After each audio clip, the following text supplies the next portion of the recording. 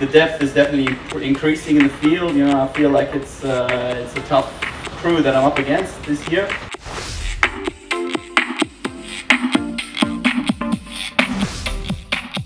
But going into the new helmet, the Boosto 1, we launched that because the trend of the Road Arrow.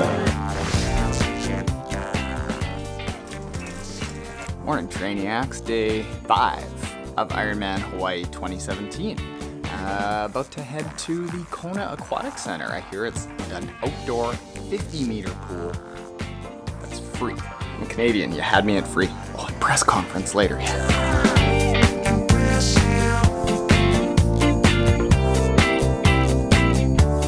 Crap, how did I forget that today is the Underpants run? Every year they do a, you'll see, this is for charity. It was a run.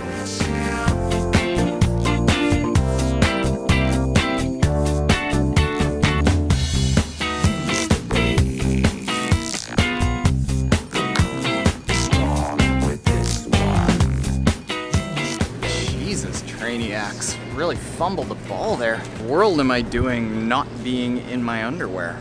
Disappointed in myself.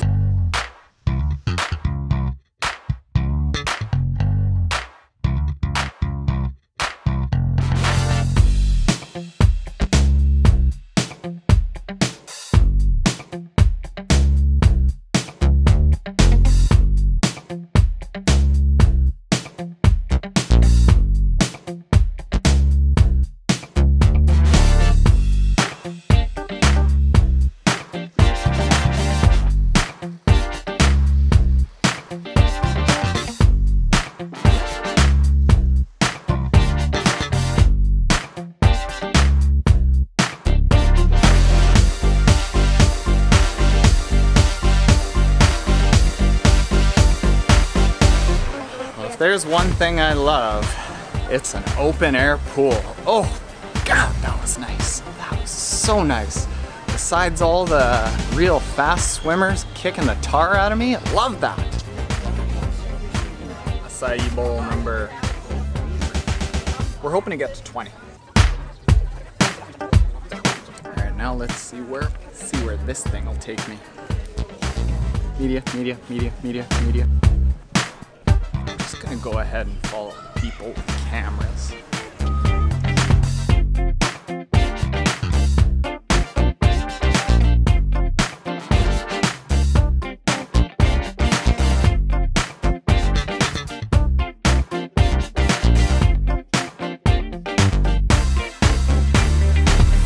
So, what got you started doing triathlon?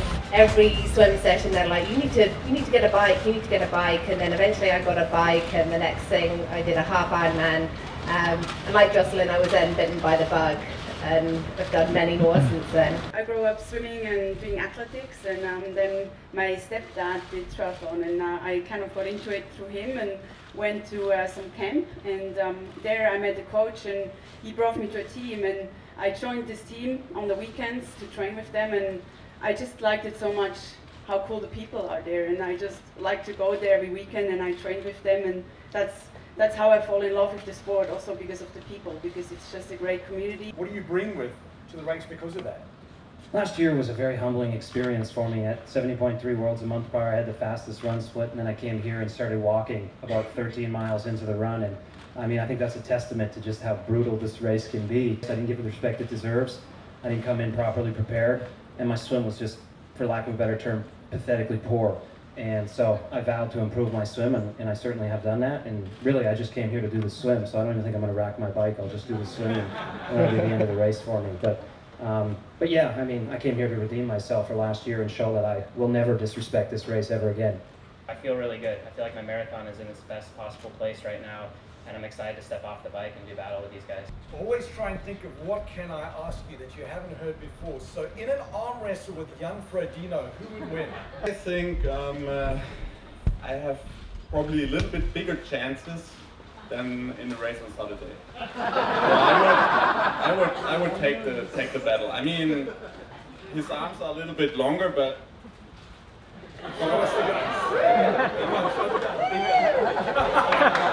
I mean, Jan looks more like a runner. I'm probably a little bit more like an arm wrestler.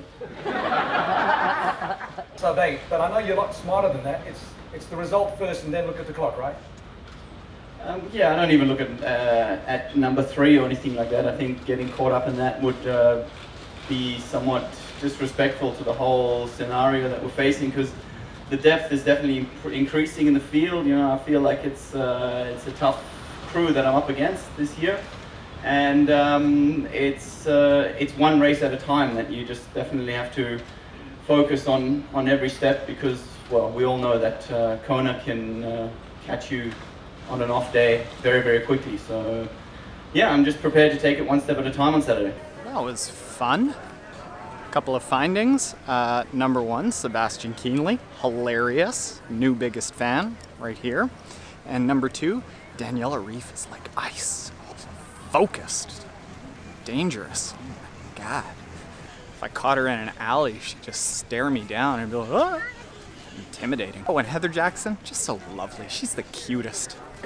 Your foot is a natural pump. Every time you take a step, your foot is a natural pump, and it pumps blood up to your heart. The blood, the wasteful blood that pools in your foot. Okay. When you go out there and train hard, one, you're working your legs pretty hard. There's some minor swelling that occurs. Like inflammation? Inflammation from swelling, yeah.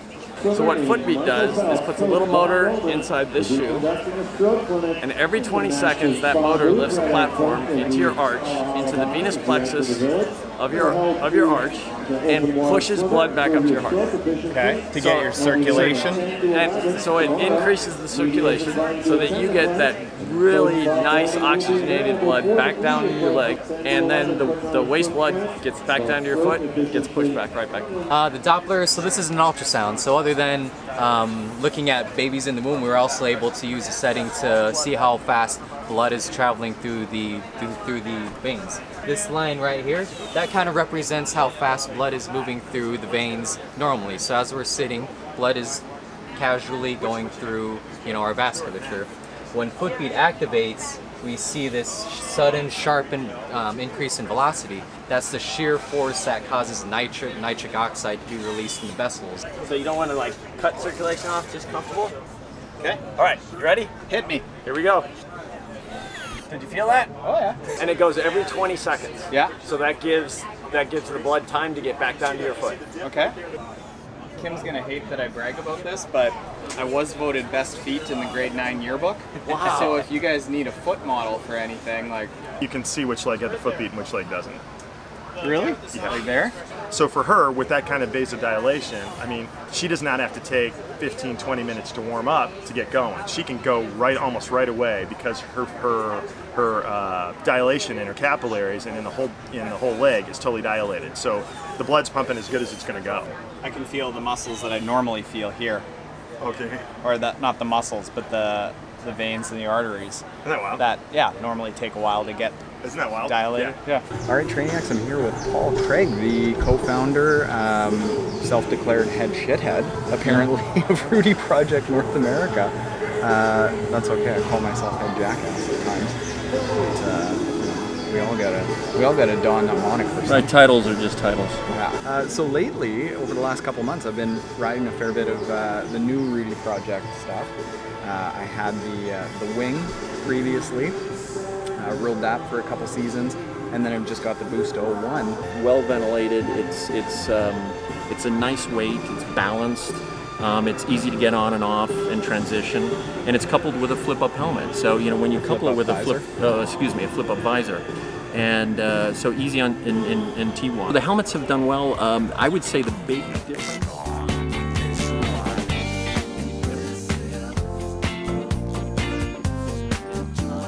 I'm gonna blow your mind here, Kim. What? How? The leg that had the Footbeat feels better. Really? Yeah, it's had some sore Achilles issues lately. Well, as you know, but you might not know. And feels good. One try. Not bad. I'm impressed, Footbeat. They look athletic. I feel athletic. When Kim and I are on vacation, if there is a Mexican place within 5 miles, we will stuff our face with tacos. We will eat guac and chips. And we will critique the salsa. love our Mexican food. We have just brutal Mexican places. Actually, like no Mexican places in Winnipeg. So when we go on vacation, Mexican tacos. Oh, and check this out.